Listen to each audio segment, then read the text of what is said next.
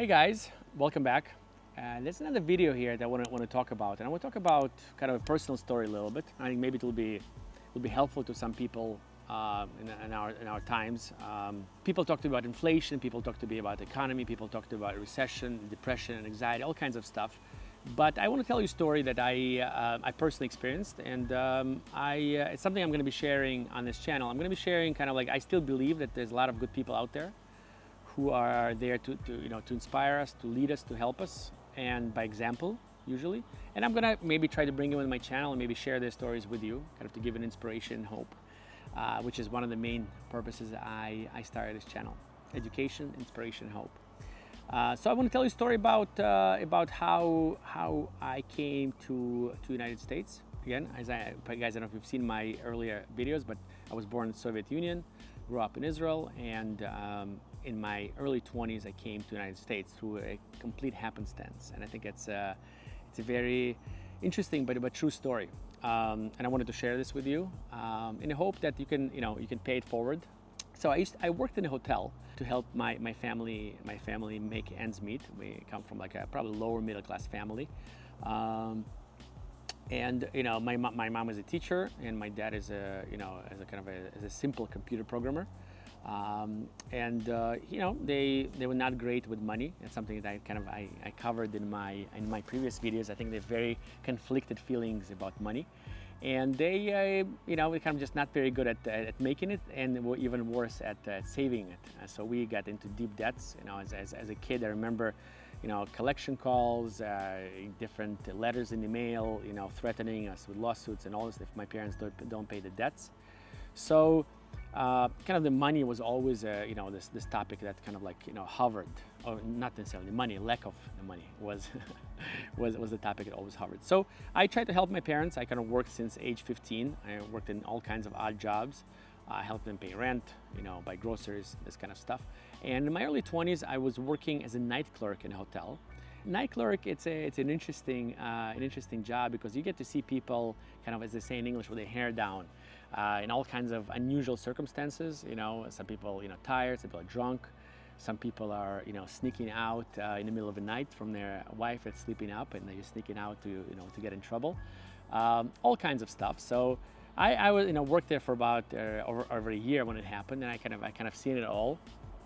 So I was not really surprised by anything at that point. So I was coming to my shift around 8, 9 o'clock at night, and I bumped into a friend of mine, a doorman who was working there, and he said, "Come here, Alex, I wanted to meet somebody." And he introduced me to this older gentleman who's standing there, and I said, "This is Alex, meet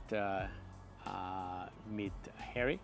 And I shook his hand. The guy was probably in his 60s.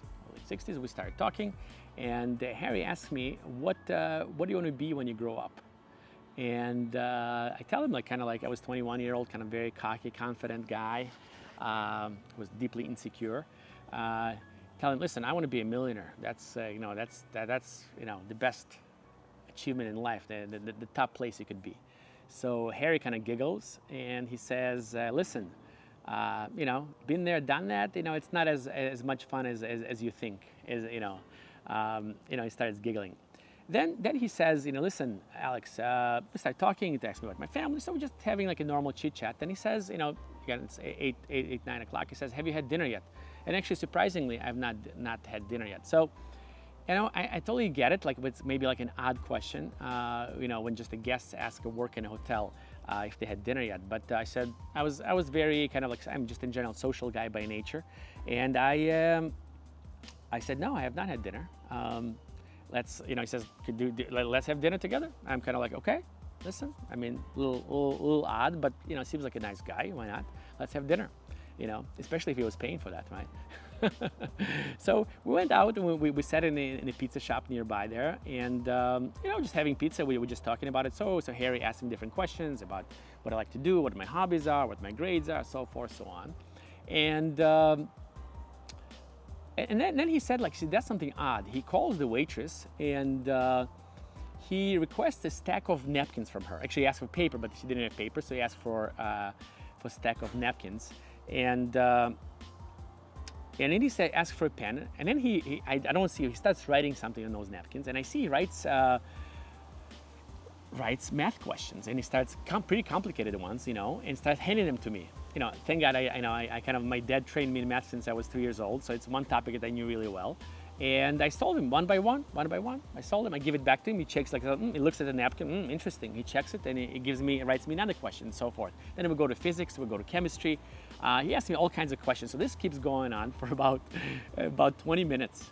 And then we get the pizza, we start eating the pizza, talking about other things, and then he has 2 slices of pizza, and then he stands up in the middle, and start in the middle. I'm like, Harry, are you, what's going on? Are you done? He goes, yeah, I'm done. I'm going home for the night. I'll see you later.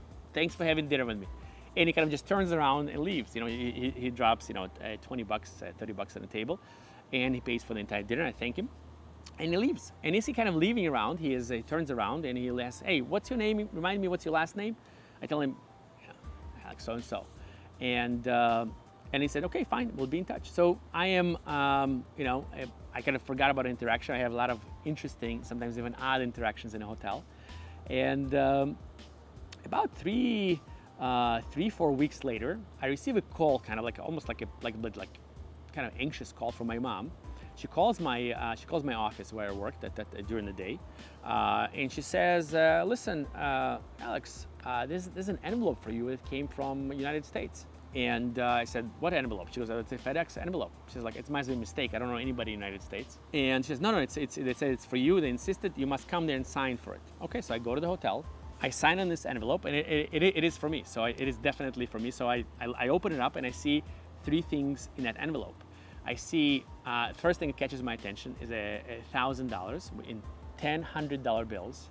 Then I see an application to some school, and I see a little letter typed up, kind of like smudged, typed up on a typewriter. So we're going back 25 years ago. And it says, "Dear Alex, I had the pleasure of having dinner with you, 4 weeks ago, about a month ago, and you really impressed me with your abilities and your knowledge of math, physics, and chemistry. And I would like to invite you to come to the United States and to study, all expenses paid, including your tuition." In the beginning, I was like bewildered, looking at my eyes. What the heck is that? My eyes were drawn to the money. Obviously, I was like, wanted to throw everything out and just like, I've never seen so much money, $1,000 in my life. But then I decided to look at it again. I looked at it again. So it was an application to go to college, like a community college, and it was $1,000, as I said, in the letter. So I don't know. I always been close to my mom, so I went to ask her for advice. And she says, listen, he left his phone number there, so we can probably call him. And my mom spoke a little bit of English, so she ended up calling this number. I saw her talk to him for like about an hour. I'm not sure what kind of questions were there, but then, she hangs up the phone. She's like, listen, looks like a normal guy. Listen, I can probably try to find somebody I know in that city, Midwestern city, just do a little bit of reference on him. So she called a few people she knew, friend of a friend of a friend, uncle of an uncle of an uncle, of a cousin, and they said like, yeah, we know this guy. He's like an older guy. He's like, divorced, no kids, So yeah, she said like normal, not a serial killer. That's what my mom was asking, and that's it. She ended up buying me this one-way ticket, and I ended up 25 years ago, getting the visa and flying to the United States, and landing in Chicago on November 22nd, 1999. And Harry was waiting for me there, and he gave me a big hug and kind of laughed about it. And he said, like, remember that dinner? You probably thought I was some crazy guy, and you never believed that you're going to end up in the United States. But he said, I saw talent in you, and I wanted to help you out. And that was really, it touched me. And it changed my life.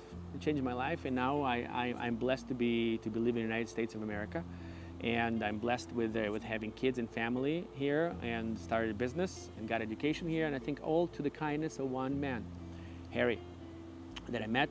He passed away unfortunately about 10 years ago, but I will never forget his kindness. This kind of kindness changed my life and affected so many others around me. So I live my life kind of with that memory of Harry daily, and I try to be, to pass it forward, to be kind, to be generous. I try to mentor other young entrepreneurs. I volunteer, in a few places. And anytime anybody asks me for donation or charity, again, small amounts, I never say no, just remembering that, that principle, pay it forward. So if you like that story, there'll be others, please subscribe to my channel. Thank you.